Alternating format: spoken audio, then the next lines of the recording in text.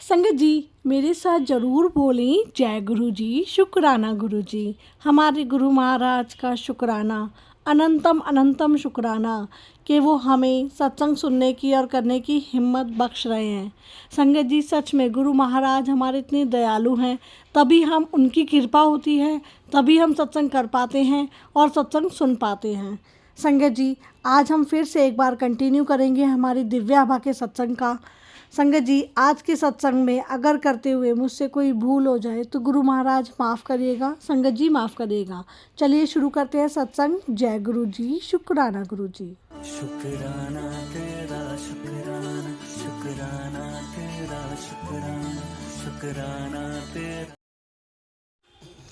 संगत जी जो मैंने आपको पहले ही सत्संग सुनाया था कि बिना पेट्रोल की गाड़ी चल रही थी, ये भी उन्हीं अंकल का सत्संग है।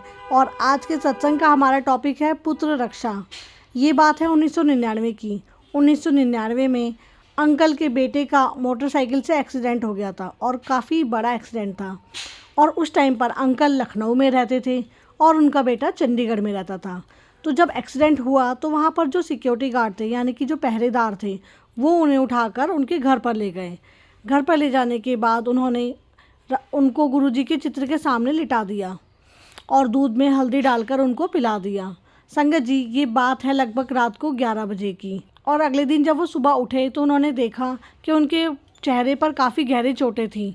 उनके कान से खून बह रहा था, उनकी गर्दन और मुंह पर काफ़ी स्वेलिंग थी और स्वेलिंग वो इतनी ज़्यादा थी कि उन्हें पहचानना भी मुश्किल था। अब ये देखिए संगत जी कि रात को 11 बजे उनकी चोट लगी थी, उसके बावजूद अगले दिन सुबह तक वो हॉस्पिटल नहीं गए थे, वो घर पर ही थे।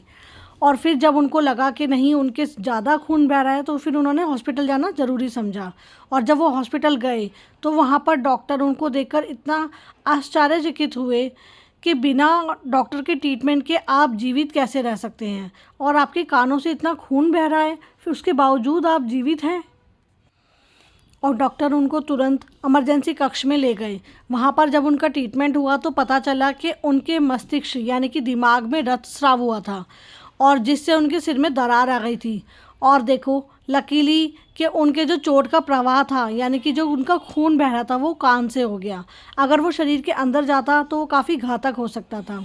डॉक्टरों ने तुरंत ऑपरेशन कराने की सलाह दी, पर अगले दिन दोपहर तक जब तक यानी कि उनके फादर नहीं आ गए तब तक उन्होंने उनका वेट करने के लिए कहा। और बीच में जब अंकल आ रहे थे यानी कि उनके फादर, तब उन्होंने गुरुजी से संपर्क स्थापित किया यानी कि वो गुरुजी से मिलने गए। और जब वो गुरुजी से मिलने गए तो उन्होंने गुरुजी को उनके बेटे की दुर्घटना के बारे में बताया। तो गुरुजी ने उन्हें आशीर्वाद दिया और कहा कि उन्हें ऑपरेशन कराने की ज़रूरत नहीं है। और गुरुजी ने साथ में एक अभिमंत्रित लोटा भी भेजा और उनको जल देने के लिए कहा कि जल आप अपने बेटे को पिलाते रहिएगा। जैसे वो जल पिला रहे थे तो उनकी हालत में काफ़ी सुधार होने लगा और 2 दिन में बेटे का लकवा ऑलमोस्ट ठीक हो गया था। अब वह हॉस्पिटल दोबारा से एक बार चेकअप के लिए गया और डॉक्टर ने वहाँ पर उसे पूर्णतः स्वस्थ बताया। और कुछ टाइम बाद जब बेटे का परीक्षण हुआ यानी कि जब उसके टेस्ट हुए तो उसमें देखा गया कि उनके सिर में यानी कि माइंड में कोई भी चोट नहीं थी और ना ही उनके माइंड में कोई दरार थी, वो बिल्कुल ठीक हो चुकी थी। और ये सब गुरुजी की शक्ति थी, गुरुजी के उपचार की शक्ति जो अपने आप में अद्वितीय है। संगत जी गुरुजी ने उनके पुत्र को शिवजी के रूप में दर्शन देकर आशीर्वाद भी दिया। गुरुजी ने इस प्रकार उनकी लाइफ में अनेकों चमत्कार किए हैं जो कि अपने ज़रूरतमंद अपनी संगत के लिए गुरुजी करते रहते हैं। गुरुजी का प्रेम हमेशा सारी संगत के लिए समान है, उनकी करुणा अपार है। हमारे जीवन में गुरुजी हमें पवित्र बनाकर बस हमारा कल्याण करने आए हैं। गुरुजी के ऊपर हम अगर अपनी सारी चिंताएं छोड़कर केवल निष्ठा से उनकी भक्ति करें तो बस वही गुरुजी चाहते हैं। संगत जी हम गुरुजी पर पूर्णतः विश्वास करके उनका आशीर्वाद ग्रहण कर सकते हैं। और यहीं पर आज के सत्संग को हम विराम देते हैं।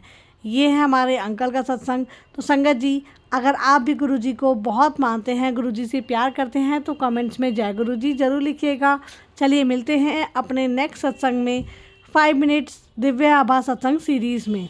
जय गुरुजी, शुक्राना गुरुजी।